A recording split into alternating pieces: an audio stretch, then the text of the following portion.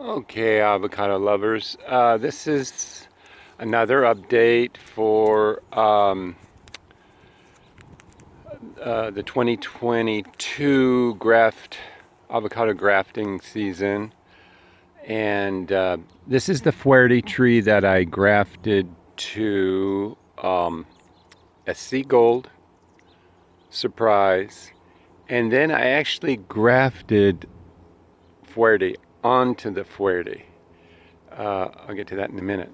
So, the SC Gold, as you remember, 2 months ago, was showing just these small leaves. You can see some tip burn, but it wasn't vigorous, like it didn't grab. So I said that I'm going to have to do something like put more fertilizer, which I did. I applied liquid fertilizer to the irrigation pattern, and now you can see here I've got a nice leader flush right there. So this tree will, or that shoot will, certainly by next year be normalized, let's say. The one in the middle, the surprise, is showing a little tip burn, but it also responded from that fertilizer flush. And the Fuerte really did. Now you have to go back in the videos to see that I cut this Fuerte graft shoot in half in the middle of the season to promote the other two grafts, trying to create a balance. But the reason I grafted Fuerte was to show its, primarily to show its non-precocious characteristics. So what I'm going to state here is, is that, see all those beautiful, healthy Fuerte limbs and leaves? I don't believe I'll see any flowering on this Fuerte this year, this spring. All right, so that non-precocious. Let's move it to something else. This is the Marvel gem tree that was grafted 18 months ago. Let's see, March in 2021.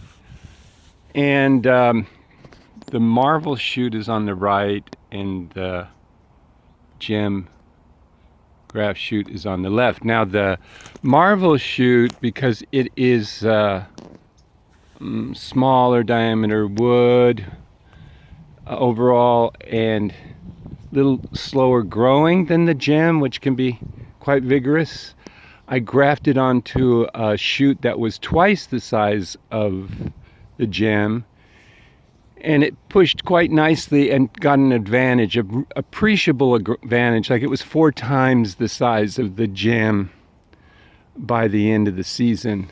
So the gem didn't really flower that much. I think there's half a dozen fruit in there, but the Marvel did flower quite heavily and now has like 50 fruit on it. So it will be retarded somewhat by the fruit set, whereas the gem is not. And so now the gem is actually catching up to the Marvel. Now that limb right there, if you had these in tight spacings, the beautiful thing about precocious varieties is that you can cut them, sometimes pretty hard, and you're still going to get flowering on the rest of the tree. So I could take that limb right there and just essentially just cut it right in half, and I'd still get flowering and fruit set on the remaining part of the tree. So this is a lamb tree that was grafted at the same time as the Marvel and gem. And for some reason, this got a slow start. And,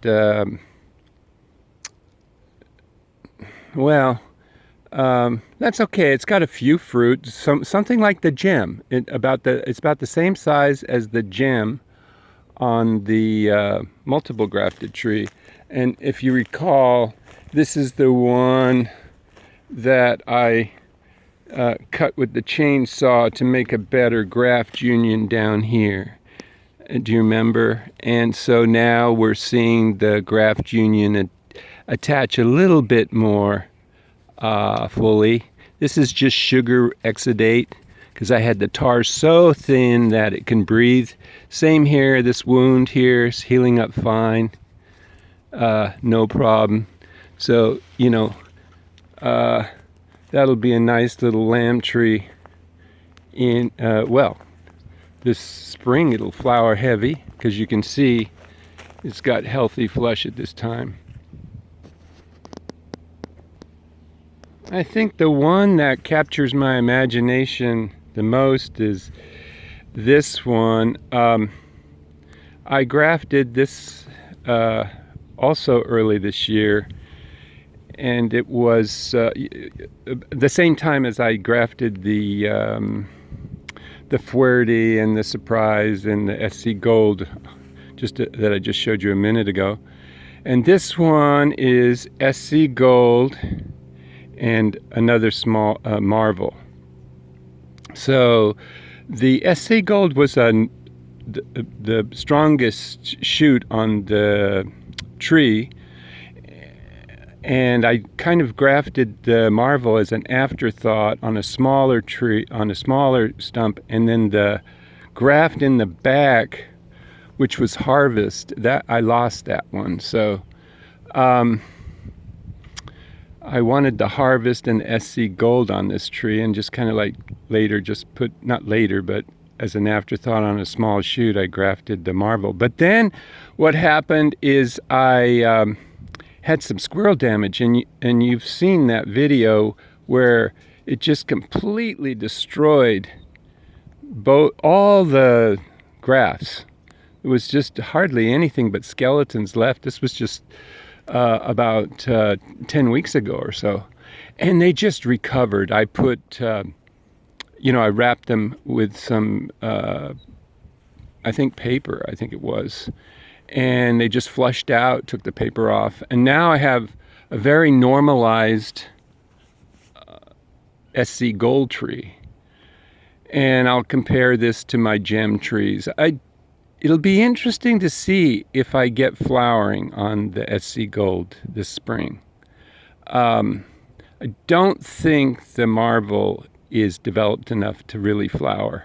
So that's a good thing. You can see it's a kind of a small shoot. You want your grafts about this size or larger, but most of the growth on this SC Gold is relatively new growth. So what I need to do is I need to promote growth, a little bit more growth. I have about a month left of, fairly vigorous growing season. And I'll push it just a little bit, and then I'll pull back.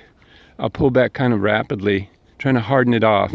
I'll push the winter season. I hope that I don't get a early December freeze down here or cold down here. So I'll push this all the way to December, and then I'll pull back, and then maybe I'll get flowering on it. Like to see that. So that's the update. And the Hass trees, they're loaded this year. I got several hundred pounds per tree, but they're so open, I'll probably lose a fair amount to win.